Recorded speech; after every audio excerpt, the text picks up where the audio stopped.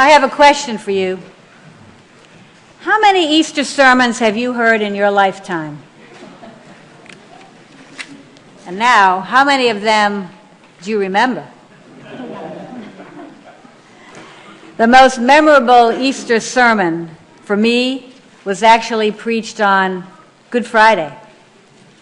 Mounting the pulpit in this vast, anonymous space of a cathedral, the kindly and eminent preacher began to speak. I probably don't know you, and you most likely don't know me, and we may never see each other again. But if that happens and we don't, there's one thing I'd like you to know. Jesus Christ has died and is risen from the dead. Then he went on, but I don't remember anything else he said. Maybe for some of us, it's still that Good Friday, and it's been one long Good Friday for a long time now. If you should find yourself in the darkness and bleakness of a broken down relationship, or a stymied dead-end choice, or a torturous protocol of chemo, then this message is for you. Jesus Christ has died and is risen from the dead. If you're here today because your family expects you to be on Easter Day and you figure you'll keep the peace, or if you're not sure anymore what you believe about God, if anything, or if the church has so turned you off this past year because of the people who inhabit it, then this message is for you. Jesus Christ has died and is risen from the dead. And if today all of the cherry blossoms in Fairmount Park have bloomed just for you, and if you've never seen such yellowness in a single daffodil before, and you have every reason to want to spring out of bed in the morning, then this message is also for you. Jesus Christ has died and is risen from the dead. For all of us, to each of us today, the risen Lord appears in the garden.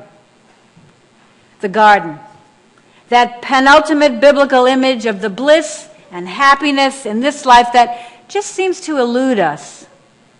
For all of our success and all of our achievement and all of our happiness, there's something about bliss and happiness that's just beyond our grasp.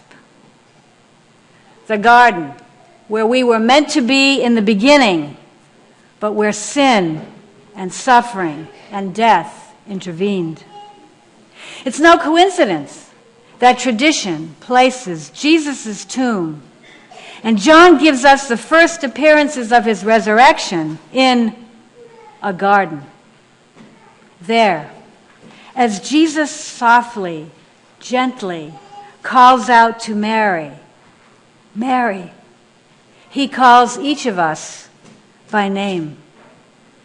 Remember, until this happened, she was overwhelmed with her sobbing, almost hallucinating for grief that somehow the gardener must have kidnapped him, and she didn't recognize him.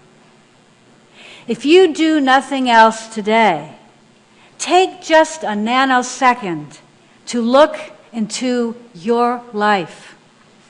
It is there you will find the risen Lord calling out to you. In the midst and the morass and the mist of your own life, that's where you will be convinced, as Mary was, convicted enough to say, as she did, I have seen the Lord. No sermon, however memorable, will do that for you. When we leave here today to return to whatever it is we left to come here, he has a challenge for us, as he does every Sunday in the gospel. Our challenge is to not hold on to whatever place we find ourselves in, however bleak or however mountaintop, to not even hold on to him, but to go on ahead in our lives and to proclaim it. We don't need to explain the resurrection. We just need to proclaim it. Ours is to proclaim this day and every day what the Reverend Dr. Frank Wade, now he's not the same guy that gave the first sermon, he's another guy.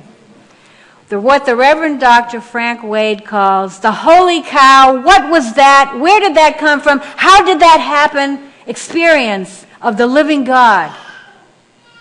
It is standing just for a moment on holy ground when you feel something drawing you into a situation, something powerful like a magnet, when at the same time something within you is afraid, resisting, wanting to move back. It's wanting to run towards and away at the same time. It's the holy cow, what was that? Where did that come from? How did that happen? Experience of the living God. Such is the power of the resurrection of Jesus Christ from the dead.